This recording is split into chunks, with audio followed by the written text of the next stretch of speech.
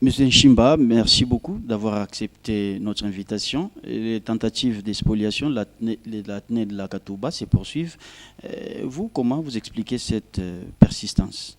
En tout cas, on ne comprend plus.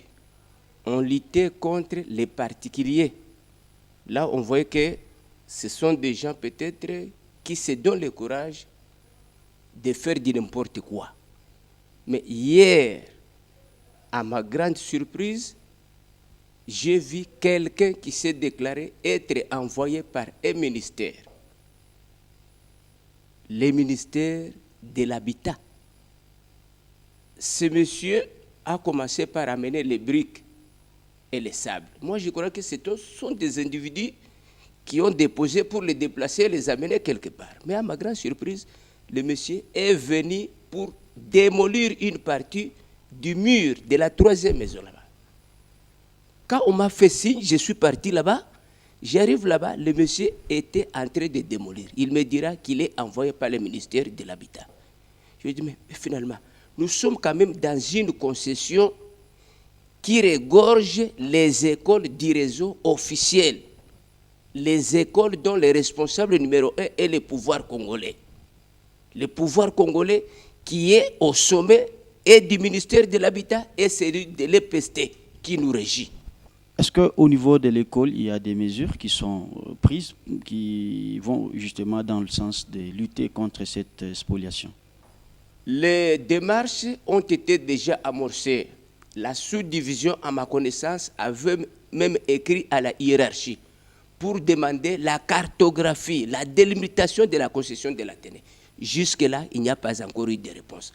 Comme il y a Angou sous roche, je vois que cette question, même si elle serait posée à qui des droits, on ne va pas donner une réponse favorable parce qu'il y a déjà un dossier qui est là pour continuer à amoindrir l'étendue de la concession de l'Athénée de la Katouba. Les démarches sont là, mais il n'y a personne pour nous donner la vraie réponse. Est-ce que vous pensez qu'ériger un mur de clôture peut être une solution pour justement freiner la progression des habitations? Dans cette démarche-là, selon votre question, c'est ça même le mobile qui nous a poussé à demander l'intervention des Rastamen que vous avez vu là-bas. Parce qu'on était parti par l'insécurité qui battait son plein au niveau de la concession. Alors, à travers cette insécurité, on a vu ce que les Rastas faisaient du côté de la Kenya et du côté de Kiwele. Nous avons sollicité leur intervention. C'était dans la logique selon laquelle qu'ils puissent nous aider d'abord à clôturer même les restes de l'étendue qui nous est resté. Mais, par malheur, il y a leur président national qui est décédé dernièrement. Il est décédé. Alors, on voit que les activités ont été un peu bloquées. Sinon, les démarches sont en cours. Voilà, en dépit du décès du président national des Rastamen, est-ce que vous pensez à réactiver la politique ou la raison de leur présence à l'Athénée de la Katouba? Ce que vous devez savoir est que ces gens ne dépendaient pas de nous financièrement. C'est à travers leur propre organisation qu'ils sont parvenus à construire ce qu'ils ont érigé là-bas. Même pour le problème de la clôture, c'était à partir de leurs propres moyens qu'ils pouvaient nous aider. C'est dans ce sens-là. Ce n'est pas dire que c'est l'Athénée qui donnait de l'argent pour qu'ils puissent construire. Non, leur bonne foi, leur propre organisation.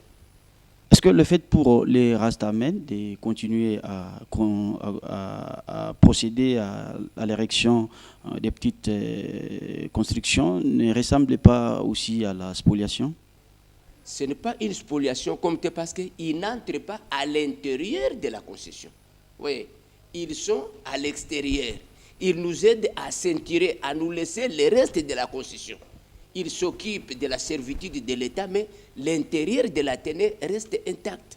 Monsieur Nchimba, vous avez été l'invité de notre journal. Merci beaucoup d'avoir répondu à nos questions. C'est moi qui vous remercie, monsieur le journaliste.